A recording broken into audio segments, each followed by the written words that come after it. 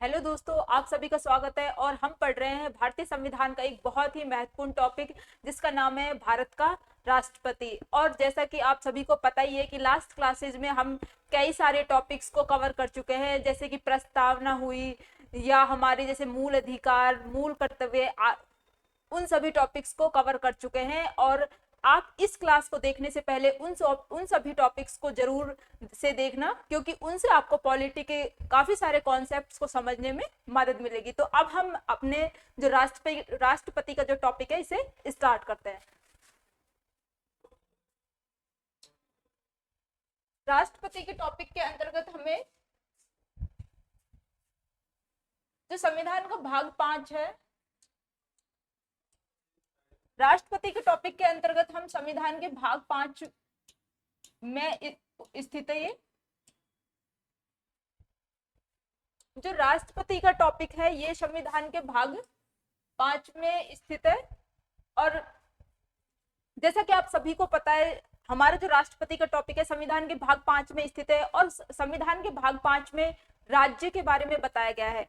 और राज्य के अंतर्गत जैसे अनुच्छेद 52 से 78 तक राष्ट्रपति, उपराष्ट्रपति, प्रधानमंत्री के बारे में बात की गई है। इसके बाद 79 से 123 आर्टिकल तक संसद के बारे में बात की गई है। और 124 से 148 तक हमारी जो न्यायपालिका है, जुडिशियरी और केग की बात की गई है। और अनुच्छेद 148 से 151 तक हमारे जो नियंत्रक और महालेखा परीक्षक है उसकी बात की गई है। इस टाइप जो हमारा ये जो संविधान का भाग 5 है, इन सभी चीजों से मिला के कवर होता है। तो इसमें हमारी जुडिशियरी भी आ जाएगी, कार्यपालिका भी आ जाएगी, और हमारी जो विधायिका, ये तीनों टॉपिक्स कवर होंगे। तो आज हम इसका जो पहला टॉपिक है अनुच्छेद 52 से 78 तक राष्ट्रपति, उसको कवर करेंगे।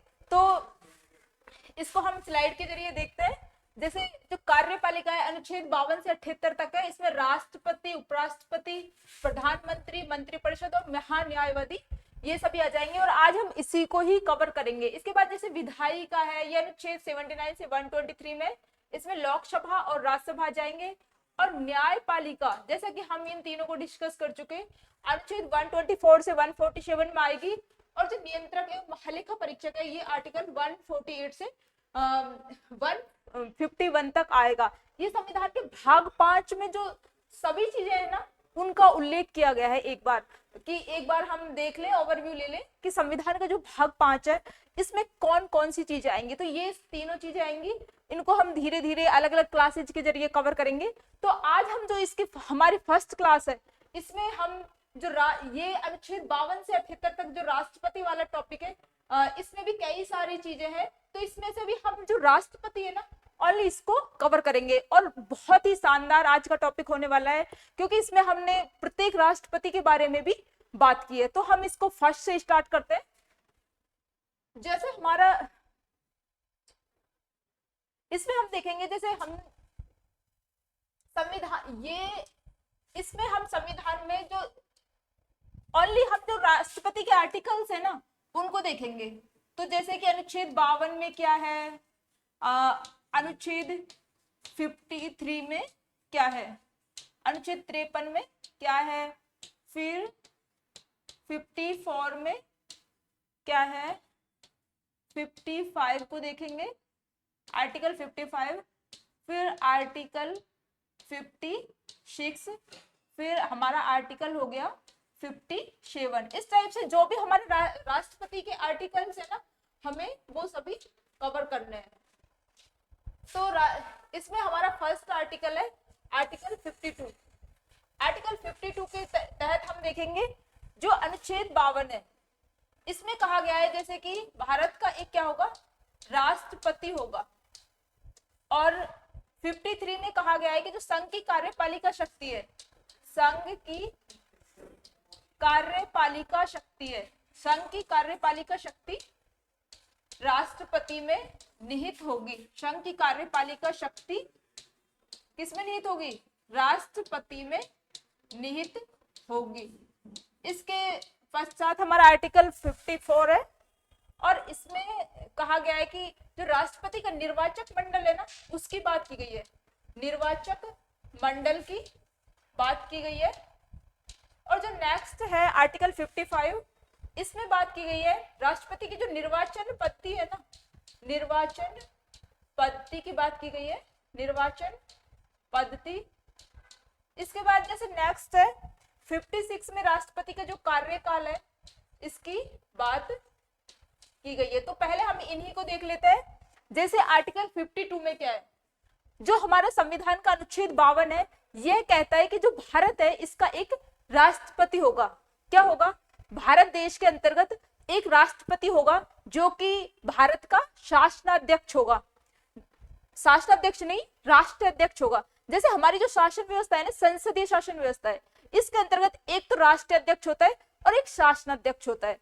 जो हमारा राष्ट्र जो सर्वोच्च पद पे होता है, मीन्स जैसे हमारा राष्ट्रपति है, सबसे जो भारत का प्रथम नागरिक है, तो जो इसे तो बोलेंगे राष्ट्राध्यक्ष, जिसके पास औपचारिक शक्तियां होती है।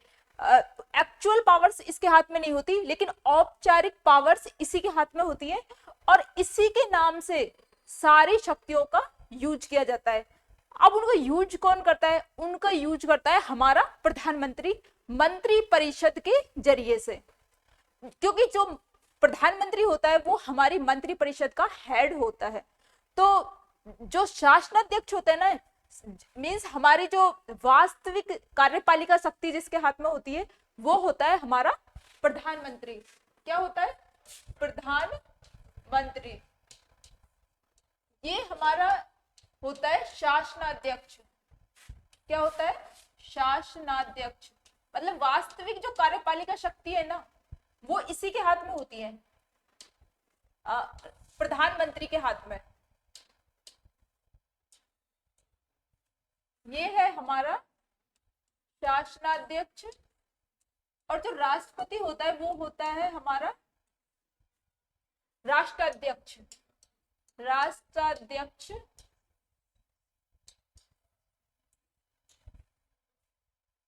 राष्ट्राध्यक्ष क्या होता है? हमारा प्रेसिडेंट, राष्ट्रपति। तो जो एक्चुअल पावर्स होती है वो सभी प्रधानमंत्री के हाथों में होती है और औपचारिक शक्तियां सभी राष्ट्रपति के हाथों में होती है। और जो कि क्योंकि राष्ट्रपति मंत्री परिषद की सलाह से कार्य करता है, तो जो हमारा जो ये होता है ना प्रधानमंत्री, वो मंत्री परिषद का मुखिया होता है। तो इस टाइप से जो हमारा देश है इसमें गणतंत्रात्मक, गणराज्य, ये गणराज्य और लोकतंत्र दोनों है। तो इस टाइप से हमारा जो देश है वो लोकतांत्रिक गणराज्य है, क्योंकि इसमें प्रधानमंत्री भी होता है और राष्ट्रपति भी होता है और दोनों का ही निर्वाचन होता है। दोनों ही, ये नहीं है कि जैसे ब्रिटेन की तरह कि भाई यहाँ का तो जो राष्ट्राध्यक्ष है, राष्ट्रपति वंशानुगत होता है, तो उधर तो क्या है, वंशानुगत होता है। क्योंकि जैसे ब्रिटेन की महारानी है तो वंशानुगत है, सालों साल उनके जो बेटे पोते वो ही वहां के राष्ट्राध्यक्ष बनते रहते हैं, राजा रानी बनते रहते हैं। तो वहां पे निर्वाचन नहीं होता, वहां पे राजतंत्र है। लेकिन अपने यहाँ पे भारत देश में गणराज्य है, गणतंत्र है, क्योंकि हमारे जो राष्ट्राध्यक्ष है उसका भी निर्वाचन करते हैं हम, और जो शासनाध्यक्ष है प्रधानमंत्री, उसका भी निर्वाचन करते हैं। इस तरह से ये हमने देखा। अब हम आर्टिकल्स को देखते हैं। अनुच्छेद 52 में कहा गया है भारत का एक राष्ट्रपति होगा, जो हमारा भारत देश है उसका एक राष्ट्रपति होगा। अब जैसे नेक्स्ट आर्टिकल है 53, इसमें कहा गया है कि जो संघ की कार्यपालिका शक्ति है ना, संघ की कार्यपालिका शक्ति राष्ट्रपति में निहित होगी। जो औपचारिक रूप से सभी कार्यपालिका शक्तियां हैं वो राष्ट्रपति के नाम से यूज की जाएंगी। लेकिन अब भाई राष्ट्रपति को कभी कोई ओवर कॉन्फिडेंस ना हो जाए कि भाई मेरे पास तो इतनी ज्यादा पावर्स है, तो इसलिए जो कांग्रेस सरकार थी 1976 में, उन्होंने 42वां संविधान संशोधन किया और कहा कि जो राष्ट्रपति है ना वो मंत्री परिषद की सलाह को मानने के लिए बाध्य है। तो जैसे कोई भी जब सलाह नाम आता है तो हम सोचते हैं भाई उसको तो मानना ना मानना दूसरे के हाथ में, क्योंकि वो तो सलाह है। लेकिन यहाँ पे जो सलाह है वो माननी बाध्यकारी है। तो 52वां संविधान, वो 42वां संविधान संशोधन किया गया 1976 में, और उसमें कहा गया जो राष्ट्रपति है वो मंत्री परिषद की सलाह को मानने के लिए बाध्य है। लेकिन नेक्स्ट जो सरकार आई 1978 में, उन्होंने 44वां संविधान संशोधन किया और उसके माध्यम से कहा कि राष्ट्रपति एक बार जो सलाह है उसको पुनर्विचार के लिए लौटा सकता है। मीन्स उसको कुछ थोड़ी सी छूट दे दी गई कि राष्ट्रपति एक बार पुनर्विचार के लिए लौटा सकता है। तो इसमें कौन सा संविधान संशोधन किया था?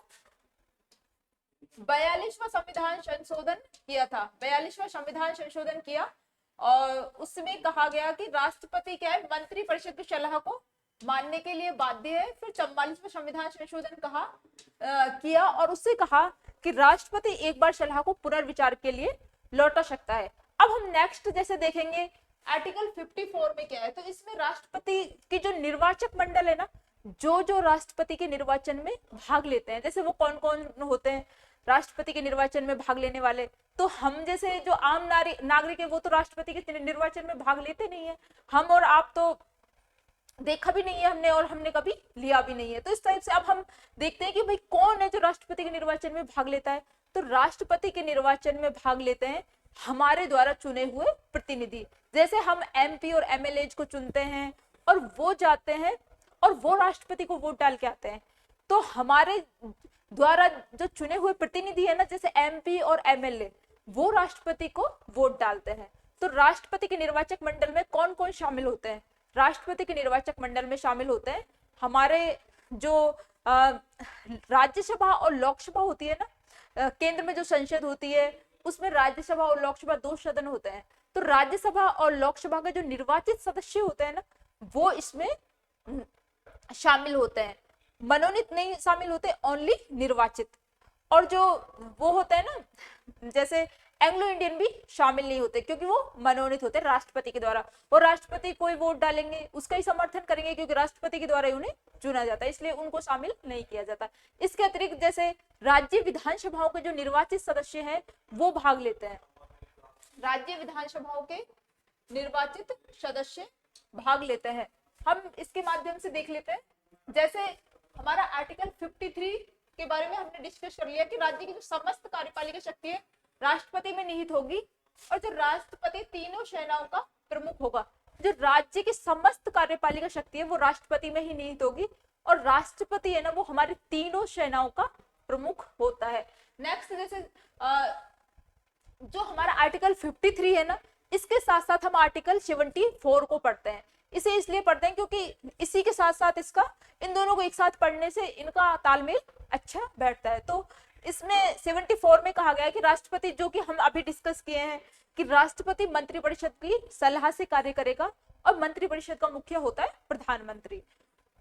राष्ट्रपति को सलाह देने के लिए क्या होगी दोस्तों? एक मंत्रिपरिषद होगी और जिसका प्रमुख होगा प्रधानमंत्री। और राष्ट्रपति मंत्रिपरिषद की सलाह से कार्य करेगा। बताइए ये कौन से आर्टिकल में बताया मैंने अभी? ये मैंने आपको बताया है 42वें संविधान संशोधन के तहत कि राष्ट्रपति मंत्रिपरिषद की सलाह को मानने के लिए बाध्य है। ये कौन से आर्टिकल में बताया है? 42वें संविधान संशोधन के तहत। ये हमने राष्ट्रपति मंत्रिपरिषद की सलाह को मानने के लिए बाध्य है, ये 42वें संविधान संशोधन में कहा गया है। और एक बार सलाह को पुनर्विचार के लिए लौटा सकता है, ये 44वें कॉन्स्टिट्यूशनल अमेंडमेंट में कहा गया है कि भाई राष्ट्रपति एक बार उसकी सलाह को पुनर्विचार के लिए लौटा सकता है। अब जैसे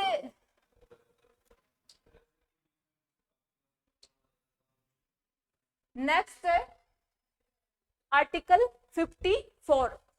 आर्टिकल 54 में हम राष्ट्रपति के निर्वाचक मंडल की इसके बारे में बात कर रहे थे। तो राष्ट्रपति का जो निर्वाचक मंडल है ना वो होगा इसमें। अब जो राष्ट्रपति का निर्वाचक मंडल है इसमें कौन कौन शामिल है, जैसे कि अभी हम डिस्कस कर रहे थे, इसमें हमारे द्वारा जो चुने हुए प्रतिनिधि है वो शामिल होते हैं। जैसे कि संसद के जैसे दो सदन होते हैं, राज्यसभा और लोकसभा। तो राज्यसभा और लोकसभा के निर्वाचित सदस्य इसमें भाग लेते हैं और प्लस हमारी जो राज्य विधानसभा है ना उसके निर्वाचित सदस्य भाग लेते हैं, उसके भी मनोनीत सदस्य भाग नहीं लेते। और जो विधान परिषद है उसका कोई भी सदस्य इसके अंतर्गत भाग नहीं लेता, क्योंकि जो हमारी विधानसभा है वो ओनली ऑन हमारे पूरे इंडिया के 6 राज्यों में ही है। और जो 7वां राज्य था ना जम्मू कश्मीर, उसमें भी थी लेकिन उसको डिसमिस कर दिया गया है। तो वर्तमान में ओनली 6 स्टेट ऐसे हैं जहां पे विधान परिषद है। तो इसलिए विधान परिषद के सदस्यों को इसमें शामिल नहीं किया क्योंकि ओनली 6 स्टेट में है, तो इससे कोई सामंजस्य नहीं बैठ रहा था चुनाव में। तो इसलिए विधान परिषद के सदस्यों को शामिल नहीं किया गया। भविष्य में अगर सारे पूरे जैसे पंजाब, पश्चिम बंगाल, सारे पूरे इंडिया के सभी स्टेट्स में 28 स्टेट में विधान परिषद बन जाती है तो उसको शामिल करने की संभावना है। तो कौन कौन है इसमें? लोकसभा और राज्यसभा के सभी निर्वाचित मेंबर, विधान सभाओं के सभी निर्वाचित सदस्य, और जो हमारे यूटीज है संघ शासित प्रदेश, उनमें भी जिनमें विधानसभाएं जैसे दिल्ली है, पुदुचेरी है, उनके भी निर्वाचित सदस्य इसमें भाग लेते हैं। अब भाग कौन नहीं लेते? भाग इसमें नहीं लेते मनोनीत सदस्य। जैसे लोकसभा में 2 एंग्लो इंडियंस को चुनते थे, हमारे जो प्रेसिडेंट है 2 एंग्लो इंडियंस को चुनता था। वर्तमान में तो इसको नहीं चुना जा रहा, अभी संविधान संशोधन करके उसको हटा दिया गया है। और इसके अतिरिक्त जैसे हमारी लोकसभा में राज्य जो राष्ट्रपति है 12 सदस्यों को मनोनीत करता है, जो कि खेल, समाज सेवा, काफी फील्ड से आते हैं, कला, समाज सेवा, खेल आदि से। तो 12 सदस्यों को मनोनीत करता है राज्यसभा में राष्ट्रपति। उनको भी इसके चुनाव में शामिल नहीं करते, क्योंकि वो तो राष्ट्रपति नहीं चुने, तो राष्ट्रपति का ही समर्थन करेंगे। इस टाइप से मनोनीत सदस्यों को शामिल नहीं किया जाता। विधान परिषद में भी एक एंग्लो इंडियन का कॉन्सेप्ट था, उसको भी वर्तमान में हटा दिया गया है। और संघ शासित प्रदेशों की विधानसभाओं के भी निर्वाचित सदस्य इसमें शामिल होते हैं। और अब शामिल कौन नहीं होते, हम उन्हें देख लेते हैं।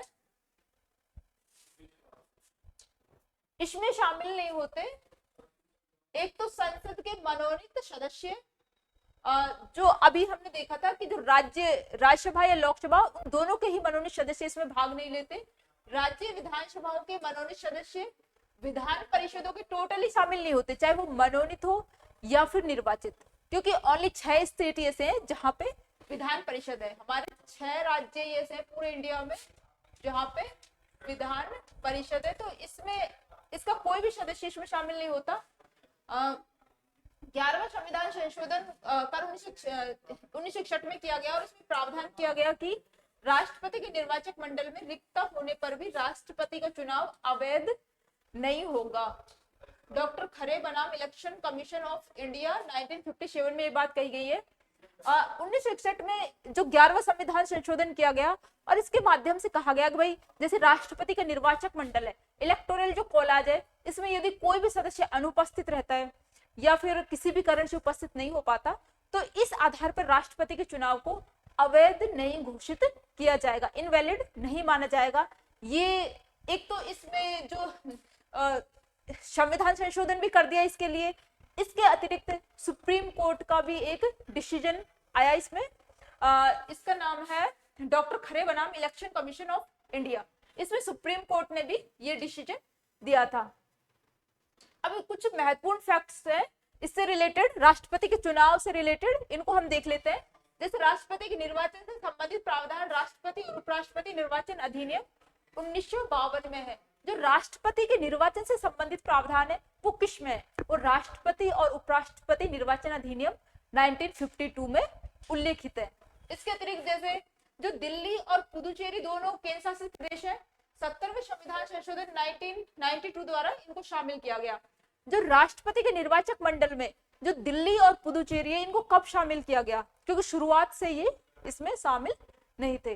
दिल्ली और पुदुचेरी जो विधानसभा वाले हमारे जो यूटी है, केंद्र शासित प्रदेश है, उनको 1992 में 70वें संविधान संशोधन के द्वारा शामिल किया गया।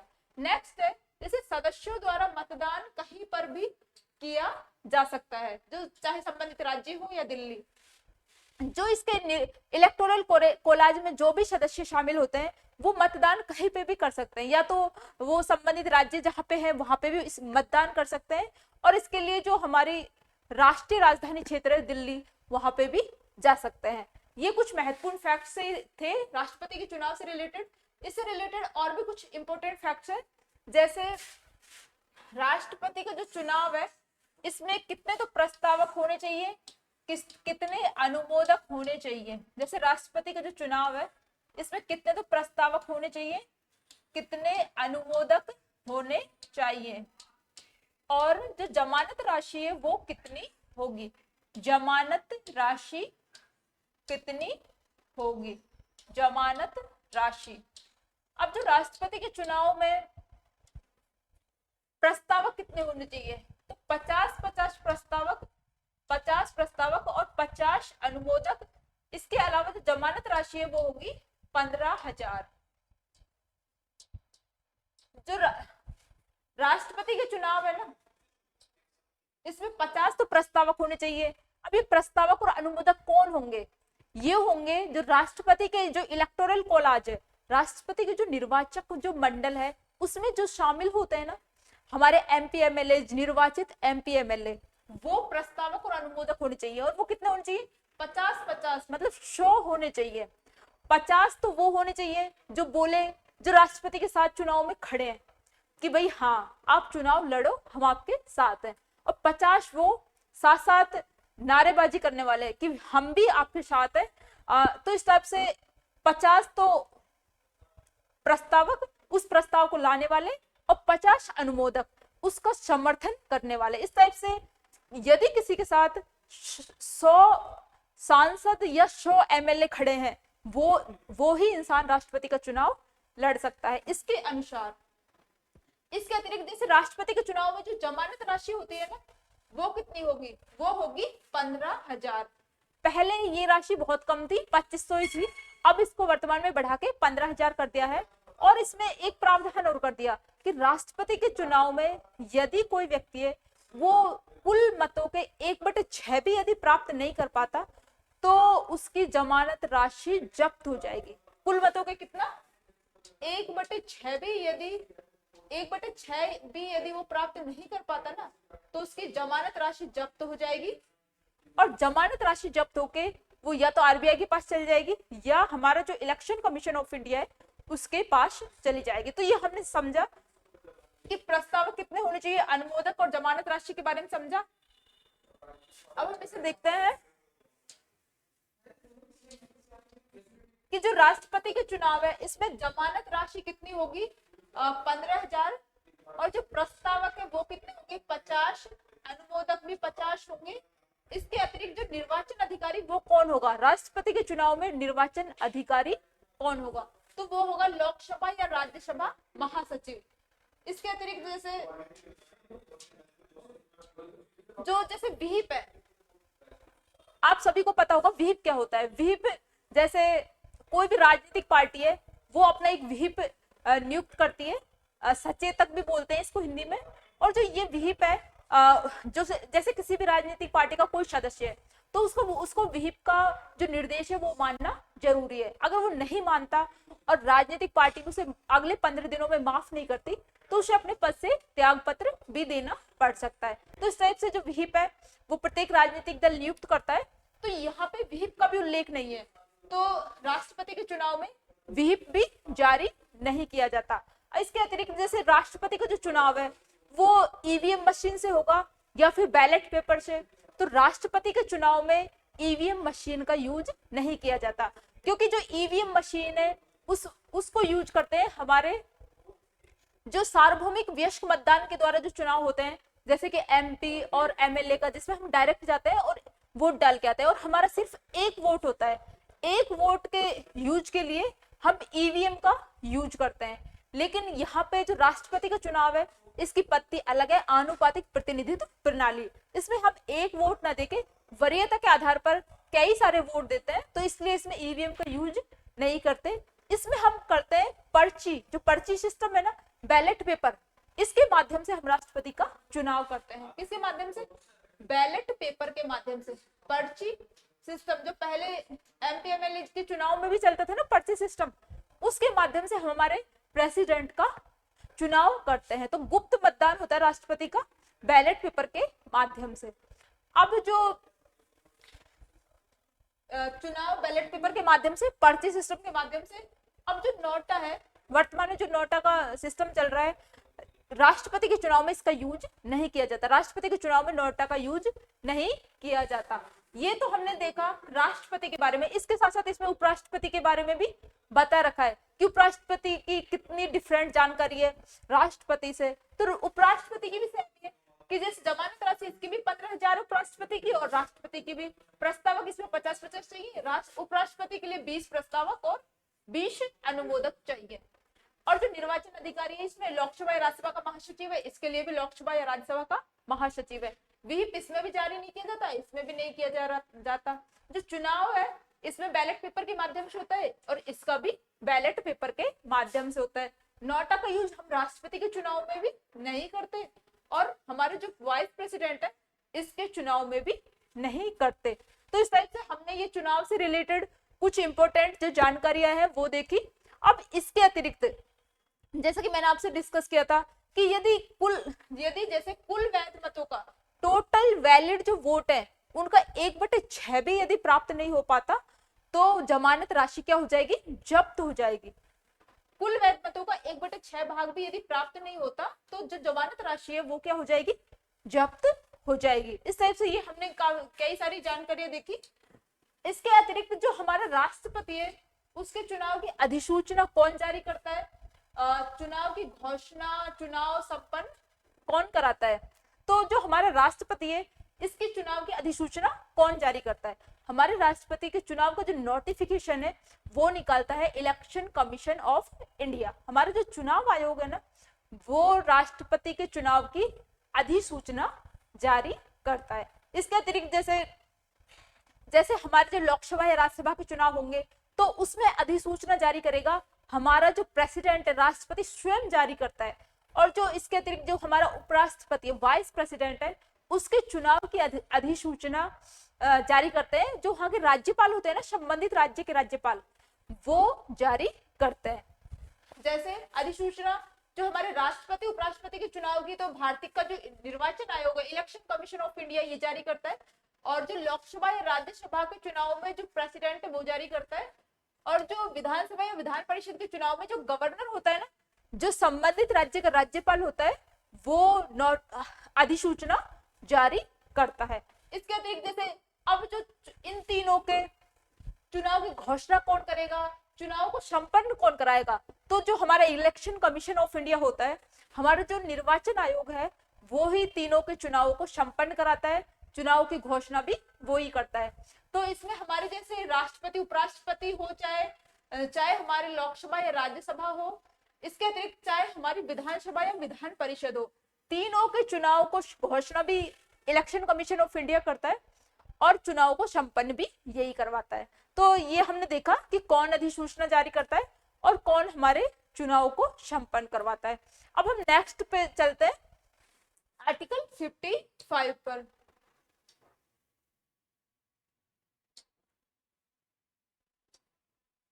आर्टिकल 55 पर, जो हमारा आर्टिकल 55 है इसमें क्या है, हमारे जो आर्टिकल 55 है इसमें है जो हमारा राष्ट्रपति होता है ना उसकी जो निर्वाचन पद्धति होती है कि भाई हमारे राष्ट्रपति को जो चुनाव है वो कौन सी पद्धति के तहत होगा वो दी हुई है।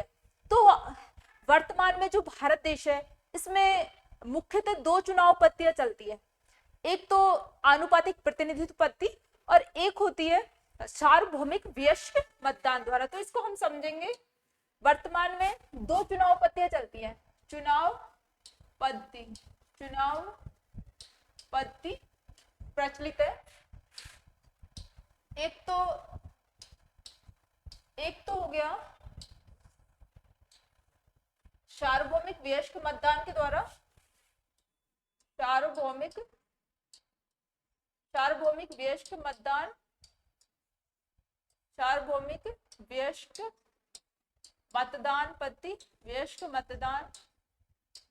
और एक होती है जो राष्ट्रपति और उपराष्ट्रपति का जिनका चुनाव होता है ना, जिनसे आनुपातिक प्रतिनिधित्व प्रणाली, आनुपातिक प्रतिनिधित्व प्रणाली, आनुपातिक प्रतिनिधित्व प्रणाली। 2 प्रणालियां होती है। जो आनुपातिक प्रतिनिधित्व प्रणाली है ना इसमें एक टर्म और आएगी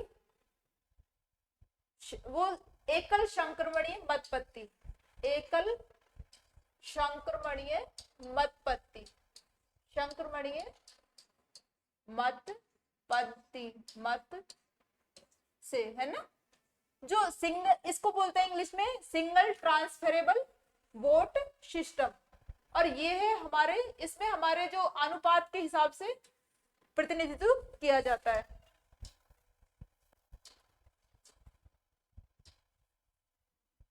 ये है जैसे सार्वभौमिक व्यस्क मतदान, और ये है आनुपातिक प्रतिनिधित्व प्रणाली। जो हमारे एमपी एमएलए होते हैं ना, उनका चुनाव करते हैं हम इसके तहत, एमपी एमएलए, और हमारे सरपंच का भी लगभग इसके माध्यम से ही हम चुनाव करते हैं, क्योंकि उसमें भी हम एक ही व्यक्ति को चुनते हैं।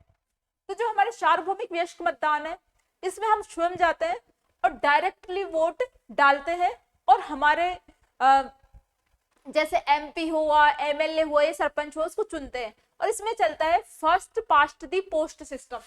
कौन सा? फर्स्ट पास्ट दी पोस्ट सिस्टम, अर्थात अग्रेता ही विजेता होगा। फर्स्ट पास्ट दी पोस्ट सिस्टम, अर्थात अग्रेता ही विजेता होगा।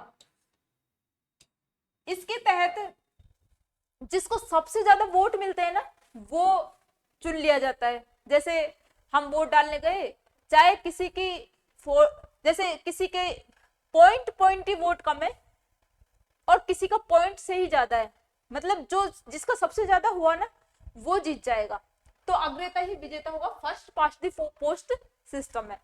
ये तो हो गया हमारे जो सार्वभौमिक वयस्क मतदान है, यूनिवर्सल एडल्ट फ्रेंचाइज, ये चुनाव की पद्धति हो गई। इसके अतिरिक्त जो हमारी आनुपातिक प्रतिनिधित्व पद्धति है, इसमें हम चुनते हैं वरीयता के आधार पर।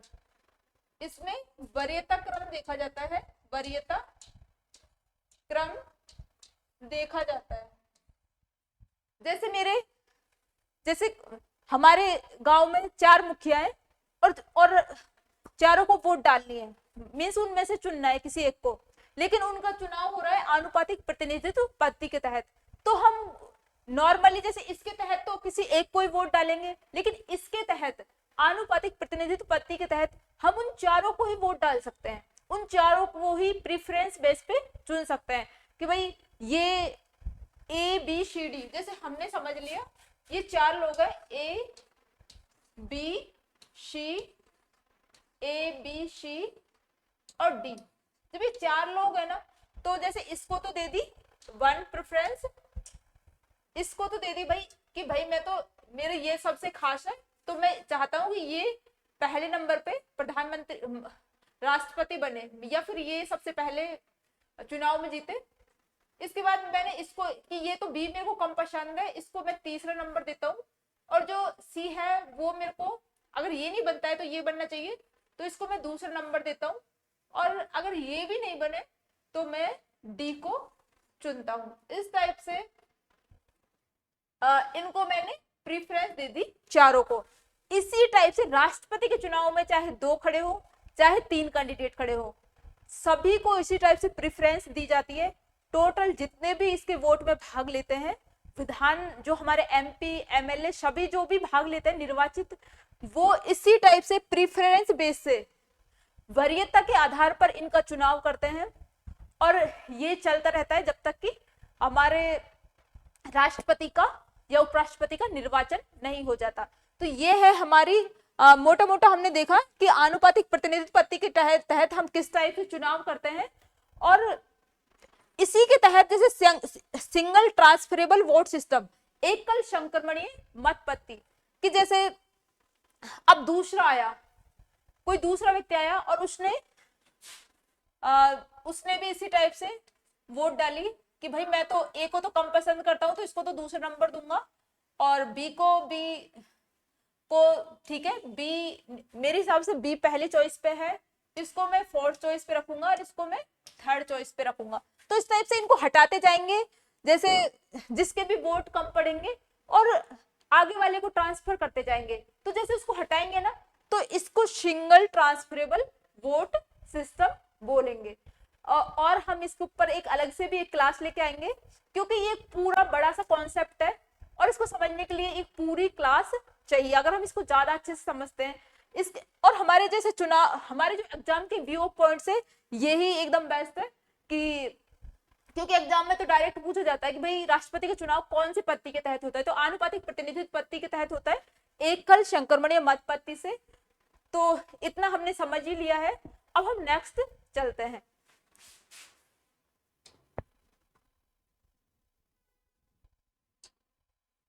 अनुच्छेद 55 में है राष्ट्रपति की चुनाव पद्धति। जो राष्ट्रपति की चुनाव पद्धति है, आनुपातिक प्रतिनिधित्व पद्धति के अनुसार एकल संक्रमणीय मत द्वारा, सिंगल ट्रांसफरेबल वोट द्वारा राष्ट्रपति का निर्वाचन गुप्त मतदान द्वारा होता है, क्योंकि इनडायरेक्टली होता है राष्ट्रपति का चुनाव, डायरेक्ट रूप से तो होता नहीं है। नेक्स्ट है जैसे इसकी जीत के लिए आवश्यक मत, जो इसकी जीत के लिए वो कितने मत चाहिए, तो इसके एक फॉर्मूला है इसकी जीत के लिए, n/n+1 और इधर है +1। क्या फॉर्मूला है इसके लिए? एक फॉर्मूला है, ये है n/n+1, अर्थात कितने चुनाव वोट चाहिए? 50% +1, अर्थात जो n है ना यहाँ पे, ये तो है कुल मतों की संख्या, कुल मतों की संख्या, कुल मतों की संख्या, कुल मतों की संख्या है इसका मीन्स। इसके बाद जैसे हमारे जो ये स्मॉल n है ना, इसका मतलब है कुल पदों की संख्या, कि टोटल पद कितने हैं राष्ट्रपति के, उसके लिए पोस्ट कितनी है चुनाव के लिए। तो पोस्ट तो एक ही है भाई, निर्वाचन तो एक ही राष्ट्रपति को किया जाना है, तो एक पोस्ट है, तो यहाँ पे तो सीधा एक किया जाएगा। लेकिन कुल मत कितने हैं, तो टोटल वोट कितने हैं, तो वोट देखने पड़ेंगे हमें टोटल कितने वोट आए। तो हम जैसे एक आइडिया से देख ले, तो जैसे टोटल वोट है 60 और n का मीन्स है यहाँ पे कुल पदों की संख्या, तो n है जैसे एक पद है +1, तो ये हो गया 30 + 1 = 31। जिसको 31 वोट मिले ना, ये हम एक हाइपोथेटिकली, मतलब एक काल्पनिक रूप से देख रहे हैं कि जिसको 31 वोट मिले वो राष्ट्रपति के चुनाव में जीत जाएगा, अर्थात 50% +1 +1 इतने वोट चाहिए राष्ट्रपति के चुनाव में। कितने? 50% +1 मतों की आवश्यकता होती है उम्मीदवार की जीत के लिए, और इस फॉर्मूले का यूज किया जाता है। और ये हमें वैसे भी याद होना चाहिए, क्योंकि एग्जाम्स में भी कई बार डायरेक्टली ये पूछ लिया जाता है। तो राष्ट्रपति के चुनाव में हमें कई सारी चीजें देखनी होती है, जैसे जो सबसे पहले तो जो MLA, पूरे जो 28 राज्य है उसके MLA का जो उनका जो वो है ना, जैसे एक तो उनका होता है वोट, वोट से भी ज्यादा महत्व होता है उनके वोट का जो मूल्य है ना, जिस टाइप से एक फॉर्मूला दिया होता है उसे वोट मूल्य निकाला जाता है उनका। तो जो वोट मूल्य होता है ना उनका, उसका होता है इसमें महत्व। और इसी टाइप से पहले जो हमारे जो जितने भी विधानसभा के जो निर्वाचित सदस्य हैं उनका वोट मूल्य निकाला जाता है। फिर जितने भी हमारे MP हैं, राज्यसभा या विधानसभा के निर्वाचित सदस्य, उनका वोट मूल्य निकाला जाता है। उसके बाद राष्ट्रपति के चुनाव की प्रक्रिया पूरी होती है। तो नेक्स्ट जैसे विधायक के मत मूल्य, अब इसमें विधायक का मत मूल्य निकालना होता है। जैसे राज्य की जनसंख्या दी होती है इसमें 1971 के अनुसार, और कुल निर्वाचित MLA और 1/1000। तो ये है विधायक जो MLA है उसका जो मत मूल्य निकालने का फॉर्मूला। MLA के जो मत मूल्य है ना वो निकालने का फॉर्मूला है,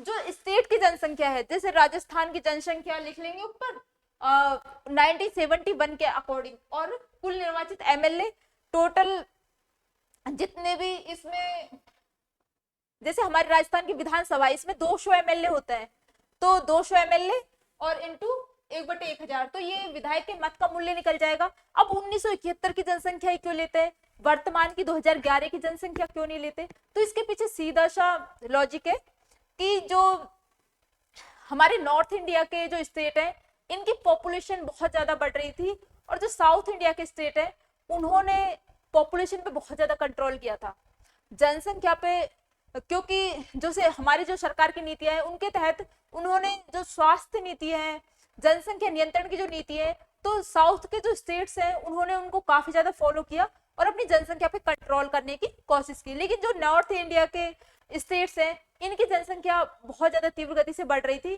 तो जिन भी जैसे यूपी राज्य है उसकी जनसंख्या बहुत ज्यादा है, तो वहां के विधायकों का मत मूल्य भी बहुत ज्यादा होता है। तो इस टाइप से इनका प्रतिनिधित्व ज्यादा था, तो साउथ वाले स्टेट्स ने डिमांड की कि भाई इससे तो हमारा रिप्रेजेंटेशन कम हो रहा है और हमें तो इसका लॉस हो रहा है। तो इसलिए 1971 की जनसंख्या को ही आधार बना के विधायकों के का मत मूल्य निकाला जाता है। और इसके लिए एक हमने संशोधन भी किया, 84वां संविधान संशोधन, और उसमें कहा कि 2026 तक जो विधायकों का मत मूल्य है वो 1971 की जनगणना के अकॉर्डिंग ही निकाला जाएगा। तो जो 84वां कॉन्स्टिट्यूशनल अमेंडमेंट किया सरकार ने 2001 में, और इसमें कहा कि अनुच्छेद जो 55 है, जो निर्वाचन पद्धति है, उसमें भी संशोधन कर दिया इसके तहत, और कहा कि जो 2026 तक राष्ट्रपति के चुनाव में 1971 की जनसंख्या को ही आधार माना जाएगा, कि राष्ट्रपति के चुनाव में 2026 तक 1971 की जो जनगणना के आंकड़े हैं उनको ही फॉलो किया जाएगा। फिर नेक्स्ट जैसे राजस्थान, अब हम देखेंगे जो जैसे प्रत्येक स्टेट के विधायक का मत मूल्य होता है और ये जनसंख्या के आधार पे होता है। अब जैसे यूपी है, उसके विधायक के मत मूल्य सर्वाधिक है 208, क्योंकि उसकी जनसंख्या सबसे ज्यादा है। और जैसे राजस्थान है, इसके विधायक का मत मूल्य है 129, क्योंकि राजस्थान की जनसंख्या उससे कम है। इसके अतिरिक्त जैसे सबसे छोटा राज्य सिक्किम, यहाँ के जो विधायक है ना, इसका मत मूल्य बहुत कम है। तो इस तरह से हम देखेंगे राजस्थान के विधायक का मत मूल्य है 129, और सर्वाधिक विधायक मत मूल्य है यूपी का, क्योंकि यहाँ की जनसंख्या सबसे ज्यादा है 208। और जो न्यूनतम विधायक मत मूल्य है सिक्किम का, क्योंकि यहाँ सबसे छोटा स्टेट है और जनसंख्या बहुत कम है, वो है 7। यहाँ के विधायक का मत मूल्य कितना है सिक्किम का? 7। अब हम नेक्स्ट देखेंगे, अब जो हमने एमएलए का फॉर्मूला देखा था कि एमएलए का मत मूल्य कैसे निकालते हैं। सबसे ऊपर तो लिख लेते हैं राज्य की जनसंख्या 1971 के आंकड़ों के अनुसार, फिर अपॉन कुल निर्वाचित एमएलए इंटू 1/1000।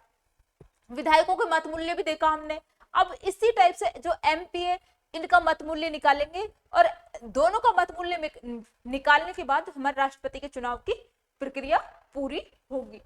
फिर सांसद है हमारे जो एमपी है, लोकसभा और राज्यसभा के निर्वाचित सदस्य, इनके मत मूल्य, इसमें सभी निर्वाचित एमएलए के मत मूल्यों का योग करते हैं और कुल निर्वाचित एमपी, जैसे हमारे टोटल निर्वाचित एमपी है जैसे 543 लोकसभा में, इसके अतिरिक्त जैसे राज्यसभा में जो निर्वाचित एमपी है वो सभी कुल निर्वाचित एमपी यहाँ रखे जाएंगे। फिर सभी निर्वाचित एमएलए के टोटल उनका जो मत मूल्य का योग आएगा ना, उसको रखेंगे। उसके बाद सांसदों का मत मूल्य निकल के आएगा। अब जो एक सांसद होता है उसका वोट मूल्य कितना होता है, तो 708 होता है। एक सांसद का मत मूल्य होता है 708। लेकिन जो राष्ट्रपति चुनाव हुआ था 2022 में, 2022 के राष्ट्रपति चुनाव में जो मत मूल्य है वो 700 माना गया था, कि एक एमपी का मत मूल्य होगा 700। अब नेक्स्ट जो राष्ट्रपति का, अब देखेंगे हम नेक्स्ट आर्टिकल 56। जो आर्टिकल 56 है, इसमें राष्ट्रपति के कार्यकाल के बारे में डिस्कस किया गया है। जो राष्ट्रपति का कार्यकाल होता है ना, वो होता है 5 वर्ष। जैसे राष्ट्रपति ने शपथ ग्रहण की, और जिस दिन शपथ ग्रहण की उससे 5 वर्ष तक का जो टाइम पीरियड होता है वो राष्ट्रपति का कार्यकाल होता है। अब जो भारत का राष्ट्रपति है, क्या ये एक से ज्यादा बार निर्वाचित हो सकता है? तो यस, भारत का राष्ट्रपति अनेक बार निर्वाचित हो सकता है, लेकिन अभी तक ओनली ऑन एक ही राष्ट्रपति है, हमारे जो डॉक्टर राजेंद्र प्रसाद, वो ही एक से ज्यादा बार 2 बार निर्वाचित हुए हैं। इसके अतिरिक्त जो पूरे टोटली अभी तक जितने भी राष्ट्रपति रहे हैं वो ओनली एक बार ही राष्ट्रपति पद पे मतलब राष्ट्रपति पद के लिए निर्वाचित हुए हैं। तो जो अमेरिका है, जैसे संयुक्त राज्य अमेरिका, वहां पे जो राष्ट्रपति है और केवल एक बार ही पुनर्निर्वाचित हो सकता है, लेकिन भारत में ऐसा नहीं है, भारत में अनेक बार पुनर्निर्वाचित हो सकता है। अब जैसे अनुच्छेद 56 में है राष्ट्रपति का कार्यकाल। अब यहाँ की कार्यकाल है शपथ ग्रहण से 5 वर्ष तक। और जो भारत का जो राष्ट्रपति है वो त्याग पत्र किसको देगा? तो भारत का राष्ट्रपति त्याग पत्र देगा उपराष्ट्रपति को, जो वाइस प्रेसिडेंट होता है उसको त्याग पत्र देता है। अब जो उपराष्ट्रपति होता है वो इसके बारे में सूचना देता है लोकसभा अध्यक्ष को कि भाई राष्ट्रपति ने त्याग पत्र दिया, इसके बारे में सूचना देगा लोकसभा अध्यक्ष को। यदि हमारा उपराष्ट्रपति अनुपस्थित है किसी भी कारण से, तो ये जो राष्ट्रपति है वो त्याग पत्र किससे देगा? तो यदि उपराष्ट्रपति अनुपस्थित है तो ये त्याग पत्र देगा चीफ जस्टिस ऑफ इंडिया को। हमारे जो सीजेआई है, हमारे जो सुप्रीम कोर्ट के मुख्य न्यायाधीश है, उसको त्याग पत्र देगा। कार्यकाल शपथ ग्रहण से 5 वर्ष तक, और त्याग पत्र उपराष्ट्रपति को लोकसभा अध्यक्ष को सूचित किया जाता है। यदि उपराष्ट्रपति का पद रिक्त है तो हमारे जो चीफ जस्टिस ऑफ इंडिया है सीजेआई, उसको त्याग पत्र देगा, लेकिन संबोधन उपराष्ट्रपति के ही नाम से किया जाएगा। लेकिन जो संबोधन है वो उपराष्ट्रपति के नाम से ही किया जाएगा। अब जो इसमें है, जैसे हम महाभियोग के बारे में पढ़ते हैं कि जो इम्पीचमेंट जो प्रोसेस है इसकी, कि महाभियोग जैसे राष्ट्रपति पे लगता है, तो उसके बारे में हम ओनली आर्टिकल 61 की बात करते हैं, उसमें महाभियोग की प्रक्रिया दी हुई है। लेकिन जो अनुच्छेद जो 56 है इसमें महाभियोग के बारे में जिक्र किया गया है। तो आजकल कंफ्यूज करने के लिए एग्जामिनर हमको आर्टिकल 56 दे देते हैं और हम ओनली 61 को ही समझते हैं, तो हम कंफ्यूज हो गए, रॉन्ग कर देते हैं। तो इस टाइप से हमें ये भी याद रखना है, जो आर्टिकल 56 है इसमें महाभियोग का जिक्र भी किया गया है। तो महाभियोग द्वारा हटाना संविधान का अतिक्रमण या उल्लंघन के आधार पर, यदि संविधान का अतिक्रमण होता है, वायलेशन ऑफ कॉन्स्टिट्यूशन, इसके आधार पर ही राष्ट्रपति को हटाया जा सकता है। ओनली महाभियोग की प्रक्रिया संविधान के अतिक्रमण के आधार पर ही लगाई जा सकती है। अब जो संविधान का अतिक्रमण है, क्या इसे हमारे जो मूल कॉन्स्टिट्यूशन है, हमारे जो संविधान है, इसमें परिभाषित किया गया है कि भाई क्या होता है ये? नहीं, काफी सारी शब्दावलियां ऐसी है जिनको हमारे संविधान में परिभाषित नहीं किया गया है। अब जो हमारे जो पद रिक्ति की दिशा में किस किस टाइप से हो सकता है? त्याग पत्र के माध्यम से, महाभियोग और मृत्यु। इन 3 कारणों से राष्ट्रपति अपना पद त्याग कर सकता है। त्याग पत्र, मृत्यु हो जाए या महाभियोग लग जाए उस पर, तो ये 3 कारण है जिससे राष्ट्रपति का पद रिक्त हो सकता है। ये आर्टिकल 56 में। अब जो हमारा आर्टिकल 57 है, इसमें क्या दिया हुआ है? इसमें दिया हुआ है पुनर्निर्वाचन, कि राष्ट्रपति अनेक बार पुनर्निर्वाचित हो सकता है। पुनर्निर्वाचन, राष्ट्रपति पुनर्निर्वाचित हो सकता है। तो यूएस का राष्ट्रपति है ना, वो एक बार ही पुनर्निर्वाचित हो सकता है। अब इसके बाद जो हमारा आर्टिकल 58 है, इसमें राष्ट्रपति की जो योग्यताएं हैं वो दी गई है कि हमारे राष्ट्रपति पद के लिए क्या एलिजिबिलिटीज है। तो राष्ट्रपति पद के लिए 3-4 योग्यताएं दी हुई है, जैसे वो भारत का नागरिक हो, ये सबके लिए ये योग्यता, भारत का नागरिक हो, आयु उसकी 35 वर्ष मिनिमम एज हो, मतलब कम से कम एज उसकी 35 वर्ष होनी चाहिए, मतलब इससे बड़ा ही होना चाहिए, छोटा नहीं। इसके बाद जैसे वो किसी लाभ के पद पर ना हो। लाभ का पद, जैसे यदि कोई सरकारी नौकरी में है तो उसे लाभ का पद माना जाएगा, लेकिन यदि कोई राजनेता है, मंत्री है, राज्यपाल रह चुका, तो उसे लाभ का पद नहीं माना जाएगा। संविधान की नजर में ये क्या है? जनता के सेवक। तो इस टाइप से इन लाभ का पद नहीं माना जाता। लेकिन यदि कोई सरकारी नौकरी में है तो उसे लाभ का पद माना जाएगा। तो लाभ के पद पे नहीं होना चाहिए, या फिर हो तो त्याग पत्र दे देना चाहिए पहले ही, लाभ के पद पे ना हो। और जो लोकसभा है उसका सदस्य निर्वाचित होने की योग्यता रखता हो। जो हमारी लोकसभा है ना, संसद के 2 सदनों में से एक सदन लोकसभा, तो उसका सदस्य निर्वाचित होने की योग्यता रखता हो। ये हमारे राष्ट्रपति की योग्यताएं हैं। राष्ट्रपति के चुनाव की योग्यताएं, कौन व्यक्ति है जो राष्ट्रपति के चुनाव में खड़ा होगा? राष्ट्रपति पद के उम्मीदवार को निम्न योग्यताओं को पूर्ण करना आवश्यक है। एक तो भारत का नागरिक होना चाहिए, दूसरा मिनिमम एज 35 वर्ष होनी चाहिए, लोकसभा का सदस्य नियुक्त होने हेतु योग्य हो, या फिर संघ या राज्य सरकारों या स्थानीय अथवा सार्वजनिक प्राधिकरणों में लाभ के पद पर नहीं होना चाहिए, मतलब वो किसी लाभ के पद पर नहीं होना चाहिए। अब नेक्स्ट, जैसे हमारा जो राष्ट्रपति है उसके लिए क्या शर्तें हैं, कुछ शर्तें डिसाइड की गई है, वो हम देख लेते हैं। आर्टिकल 59 में दी हुई है राष्ट्रपति पद के लिए शर्तें, कुछ कंडीशंस है। वो है जैसे एमपी या एमएलए नहीं होना चाहिए, यदि हो तो राष्ट्रपति का पद ग्रहण करने से पूर्व त्याग पत्र देना होगा। कि यदि कि एक तो पहली बात है कि एमपी या एमएलए नहीं होने चाहिए, अगर है तो राष्ट्रपति का पद ग्रहण करने से पहले त्याग पत्र देना होगा। फिर हमारी दूसरी कंडीशन है कोई अन्य लाभ का पद धारण नहीं करेगा, कि कोई भी अन्य लाभ का पद धारण नहीं करेगा। थर्ड है बिना कोई किराया चुकाए आधिकारिक आवास जैसे राष्ट्रपति भवन ये सब उसे मिलते हैं, जैसे बिना कोई उसे थोड़ी किराया लिया जाता है, तो ये थर्ड है। फिर फोर्थ है संसद द्वारा निर्धारित या द्वितीय अनुसूची के तहत उपलब्धियां भत्ते एवं विशेषाधिकार प्राप्त होंगे। जो राष्ट्रपति है ना उसको संसद द्वारा निर्धारित द्वितीय अनुसूची के तहत उपलब्धियां भत्ते और विशेषाधिकार प्राप्त होंगे। उसकी उपलब्धियां और भत्ते उसकी पदावधि के दौरान कम नहीं किए जाएंगे।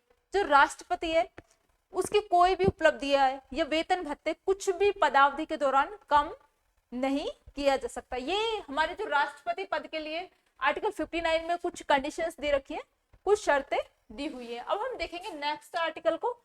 हमारे जो राष्ट्र अनुच्छेद 60 है इसमें राष्ट्रपति की जो शपथ है ना उसके बारे में बताया हुआ है, ओथ और अफर्मेशन बाय प्रेसिडेंट। राष्ट्रपति को शपथ कौन दिलाता है, कौन भी व्यक्ति है जो राष्ट्रपति को शपथ दिलाएगा, तो हमारे जो प्रेसिडेंट है उसको शपथ दिलाएगा चीफ जस्टिस ऑफ इंडिया। हमारा जो सुप्रीम कोर्ट का जो मतलब जो मैन जो वो होता है न्यायाधीश, मुख्य न्यायाधीश चीफ जस्टिस ऑफ इंडिया, वो इसे शपथ दिलाता है। यदि वो अनुपस्थित है इन्हीं कारणों से तो जो वरिष्ठतम न्यायाधीश है वो शपथ दिलाएगा। तो राष्ट्रपति की शपथ हो गई आर्टिकल 56 में। इसमें कहा गया है ईश्वरीय सत्यनिष्ठा की श्रद्धा पूर्वक पद का कार्यपालन करने की शपथ लेता है वो।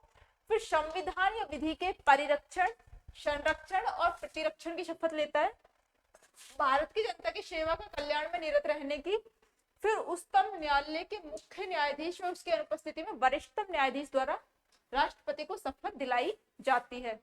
जो उच्चतम न्यायालय के मुख्य न्यायाधीश या उसकी अनुपस्थिति में जो वरिष्ठतम न्यायाधीश है वो राष्ट्रपति को शपथ दिलाते हैं। अब किस किस चीज की राष्ट्रपति शपथ लेता है कि संविधान या विधि के परिरक्षण, संरक्षण और प्रतिरक्षण की शपथ लेता है। इसके अतिरिक्त जैसे ईश्वरीय सत्यनिष्ठा की श्रद्धा पूर्वक पद का कार्यपालन करने की, भारत की जनता की सेवा व कल्याण में निरत रहने की। तो ये सभी जो शपथ दी हुई है, शपथ में जो ये सभी दी हुई है इन सभी की राष्ट्रपति शपथ लेता है। अब जो आर्टिकल है ना नेक्स्ट अनुच्छेद 61, ये बहुत ज्यादा महत्वपूर्ण है। इसमें जो राष्ट्रपति का जो महाभियोग प्रक्रिया है ना वो दी हुई है कि राष्ट्रपति महाभियोग के बारे में जिक्र कहाँ किया हुआ है, वो तो आर्टिकल 56 में क्या हुआ है राष्ट्रपति के बारे के महाभियोग के बारे में जिक्र। लेकिन जैसे जो राष्ट्रपति की जो महाभियोग की प्रक्रिया है वो आर्टिकल 61 में की गई है। आर्टिकल 61 में राष्ट्रपति के महाभियोग की प्रक्रिया के बारे में बात की गई है। अब जो महाभियोग के बारे में हम जान लेते हैं कि महाभियोग की प्रक्रिया क्या है। तो महाभियोग की प्रक्रिया में सबसे पहले तो ये अर्ध न्यायिक प्रक्रिया है। हम इसकी प्रोसेस के दौरान देखेंगे कि ये अर्ध न्यायिक प्रक्रिया कैसे है। तो ये सेमी जुडिशियल प्रोसेस है, अर्ध न्यायिक प्रक्रिया है। अर्ध न्यायिक प्रक्रिया के बाद जो राष्ट्रपति का जो हटाने का जो प्रस्ताव है ना इसका कारण है संविधान का अतिक्रमण। तो अब हम इस प्रोसेस को देख लेते हैं। प्रक्रिया किसी भी सदन में ये पेश किया जा सकता है, किसी भी सदन में पेश किया जा सकता है ये। फिर दूसरा जिस भी सदन में पेश किया गया है ना उसके 1/4 सदस्यों के इस प्रस्ताव पर हस्ताक्षर होने चाहिए, हस्ताक्षर होने चाहिए। इस प्रस्ताव पर क्या होना चाहिए, 1/4 सदस्यों का हस्ताक्षर होने चाहिए। फिर जैसे हस्ताक्षर हो गए तो 14 दिन की चर्चा, 14 दिन का नोटिस दिया जाता है। 14 दिन के नोटिस के बाद इस पर चर्चा की जाती है। 14 दिन का नोटिस दिया जाता है, उसके बाद इस पर चर्चा स्टार्ट होती है, चर्चा प्रारंभ होती है। चर्चा में के बाद ये पहले सदन में जाता है, फर्स्ट सदन में जाता है और फर्स्ट सदन इसकी जांच करता है और जांच के बाद यदि आरोप सही पाए जाते हैं तो ये अपने 2/3 बहुमत से इसे पारित कर देगा, 2/3 बहुमत से इसे पारित कर देगा। और जो इसके बाद ये दूसरे सदन में जाएगी, सेकंड सदन में जाता है। सेकंड सदन में जांच चलती है और जांच के दौरान राष्ट्रपति अपना पक्ष रख सकता है। यदि आरोप सही पाए जाते हैं तो दूसरा सदन भी अपने 2/3 बहुमत से इसे पारित कर देगा और राष्ट्रपति का पद हो जाएगा खाली। राष्ट्रपति का पद क्या हो जाएगा? खाली। राष्ट्रपति स्वयं क्या दे देगा? त्याग पत्र दे देगा। तो ये इस टाइप से हम राष्ट्रपति की महाभियोग की प्रक्रिया देख रहे हैं कि वो जो राष्ट्रपति के महाभियोग से संबंधित जो प्रस्ताव है ना, किसी भी सदन में लाया जा सकता है, चाहे वो राज्यसभा हो या लोकसभा हो। लेकिन इसके बाद प्रस्ताव को ले आए, अब उस प्रस्ताव पर जिस भी सदन में लाया गया है ना, 1/4 सदस्यों के हस्ताक्षर होने चाहिए। कितने सदस्यों के? 1/4 सदस्यों के हस्ताक्षर होने चाहिए। उसके बाद 14 दिन का नोटिस दिया जाता है राष्ट्रपति को और 14 दिन के नोटिस के बाद चर्चा स्टार्ट होती है। 14 दिन का नोटिस दिया जाता है, उसके बाद चर्चा स्टार्ट होती है। 14 दिन के नोटिस के बाद चर्चा स्टार्ट करते हैं। फिर जो पहले सदन में जाता है, ये फर्स्ट सदन में जाता है और पहले सदन में जांच होती है। जांच के बाद यदि आरोप सही पाए जाते हैं तो 2/3 बहुमत से इसे पारित कर दिया जाता है। फर्स्ट सदन में जाता है, वहां पे जांच की जाती है और जांच के बाद आरोप सही पाए जाते हैं तो 2/3 बहुमत से इसे पारित कर दिया जाता है। इसके बाद जाएगा ये सेकंड सदन में और सेकंड सदन में जांच चलेगी और जांच के दौरान राष्ट्रपति को अपना पक्ष रखने का अवसर दिया जाता है। राष्ट्रपति स्वयं भी अपना पक्ष रख सकता है और उसका जो वकील होगा या फिर उसका कोई भी प्रतिनिधि है उसके माध्यम से भी अपना पक्ष रख सकता है।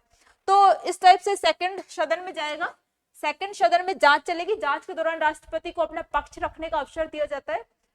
उसके बाद जांच के बाद यदि आरोप सही पाए जाते हैं तो दूसरे सदन में भी ये कुल सदस्यों का 2/3 बहुमत से पारित हो जाएगा और राष्ट्रपति स्वयं ही अपना त्याग पत्र दे देगा। इस टाइप से हमने महाभियोग प्रक्रिया देखी राष्ट्रपति की। अब ये अर्ध न्यायिक कैसे है, ये सेमी जुडिशियल कैसे है? तो इसमें जांच भी हो रही है, उसका रिव्यू भी हो रहा है और जो लेजिस्लेटिव प्रोसेस भी हो रही है, तो न्यायिक प्रक्रिया भी हो रही है और इसकी विधायी प्रक्रिया भी, दोनों साथ साथ चल रही है ना, इसलिए इसे अर्ध न्यायिक प्रक्रिया बोलेंगे। अर्ध न्यायिक प्रक्रिया कैसे है? क्योंकि इसमें विधायी प्रक्रिया भी साथ चल रही है और विधायी प्रोसेस, इसके साथ साथ जो न्यायिक प्रोसेस है ना, जुडिशियल प्रोसेस, वो भी साथ साथ चल रही है, इसलिए ये हो गई अर्ध न्यायिक प्रक्रिया। अब जो राष्ट्रपति का हमने ये देख लिया कि महाभियोग क्यों लाया जाता है, वायलेशन ऑफ कॉन्स्टिट्यूशन, संविधान का अतिक्रमण करने पर ही ये लाया जाता है। और जो संविधान का अतिक्रमण जो शब्द है, ये संविधान में परिभाषित नहीं किया गया है। अब हम नेक्स्ट आर्टिकल पे चलते हैं। ये इसके बारे में प्रोसेस दी हुई है कि पहला महाभियोग की प्रक्रिया आर्टिकल 61 में है, महाभियोग की प्रक्रिया। अब इसका जो आधार क्या है, जो कि हमने अभी देखा है, संविधान का अतिक्रमण, और ये परिभाषित नहीं है संविधान। ये महाभियोग अर्ध न्यायिक प्रक्रिया है और महाभियोग का जो प्रस्ताव है ना, ये किसी भी सदन में पेश किया जा सकता है और जिस भी सदन में प्रस्ताव पेश किया गया है उसके 1/4 सदस्यों के हस्ताक्षर होने चाहिए। उसके बाद राष्ट्रपति को 14 दिन का नोटिस दिया जाता है और नोटिस के बाद चर्चा स्टार्ट होती है। इसके बाद पहला सदन क्या करता है, आरोप लगाता है और इस सदन में कुल सदस्यों के 2/3 बहुमत से प्रस्ताव को पारित किया जाता है। इसके बाद ये जाएगा सेकंड सदन में और सेकंड सदन में भी जांच चलेगी और जांच के दौरान राष्ट्रपति स्वयं या अपने प्रतिनिधि के माध्यम से उपस्थित होकर अपना पक्ष रख सकता है। यदि आरोप सही पाए जाते हैं तो दूसरे सदन में भी कुल सदस्यों के 2/3 बहुमत से प्रस्ताव पास हो जाएगा। आरोप सही पाए जाते हैं, दूसरे सदन भी कुल सदस्यों के 2/3 बहुमत से प्रस्ताव को पारित कर देगा। इसके बाद जो राष्ट्रपति स्वयं अपने पद से हट जाएगा। ये हो गई हमारी महाभियोग प्रक्रिया पूरी। अब जो महाभियोग प्रक्रिया है इसमें मनोनीत, जैसे निर्वाचन प्रक्रिया में तो ओनली निर्वाचित सदस्य ही भाग ले रहे थे, लेकिन जो महाभियोग प्रक्रिया है इसमें ओनली मनोनीत, इसमें दोनों भाग ले रहे हैं, जो नॉमिनेटेड मेंबर है वो भी, इलेक्टेड मेंबर भी, मतलब निर्वाचित और मनोनीत दोनों सदस्य भाग ले रहे हैं। मनोनीत सदस्य भी राष्ट्रपति के महाभियोग में भाग लेते हैं, लोकसभा और राज्यसभा दोनों के। लेकिन जो राज्य विधानसभाओं के निर्वाचित सदस्य और दिल्ली पुदुचेरी संघ राज्य क्षेत्र के जो विधानसभाओं के निर्वाचित सदस्य महाभियोग की प्रक्रिया में भाग नहीं लेते। इसमें हम देख रहे हैं कि जैसे जो राष्ट्रपति का जो इलेक्टोरल कॉलेज था, उसका जो निर्वाचक मंडल था, उसमें तो कौन कौन भाग ले रहे थे और इसमें किस किस ने भाग लिया। इसमें संसद के दोनों सदनों के सभी सदस्य भाग ले रहे हैं, निर्वाचित और मनोनीत, लेकिन जो राज्य विधानसभा है उनके सदस्य भाग नहीं ले रहे, संघ शासित प्रदेशों के सदस्य भाग नहीं ले रहे। इस टाइप से जो डिफरेंस है ना इन दोनों में, वो देख रहे हैं कि भाई इसमें कौन भाग ले रहा है और किसने नहीं लिया।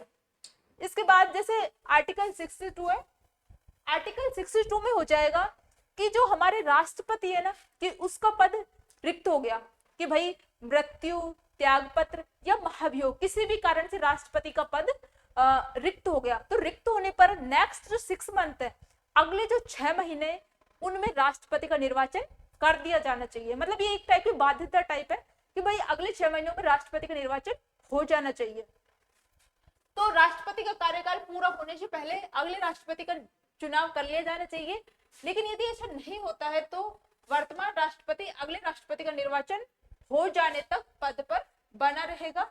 यदि राष्ट्रपति का पद रिक्त हो जाए, मृत्यु, त्यागपत्र मृत्यु या महाभियोग के कारण, तो अगले 6 माह के भीतर राष्ट्रपति का निर्वाचन अवश्य होना चाहिए। तो ये इस टाइप से दे रखा है कि भाई निर्वाचन की यदि कि जो वर्तमान राष्ट्रपति है इसका पद रिक्त होने से पहले पहले अगले राष्ट्रपति का निर्वाचन हो जाना चाहिए।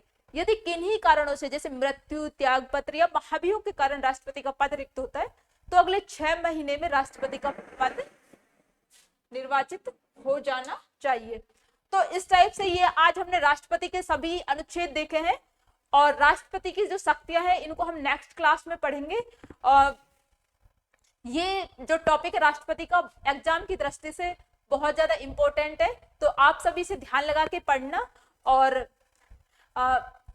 इस क्लास को लाइक, शेयर और सब्सक्राइब जरूर कीजिए। Thank you.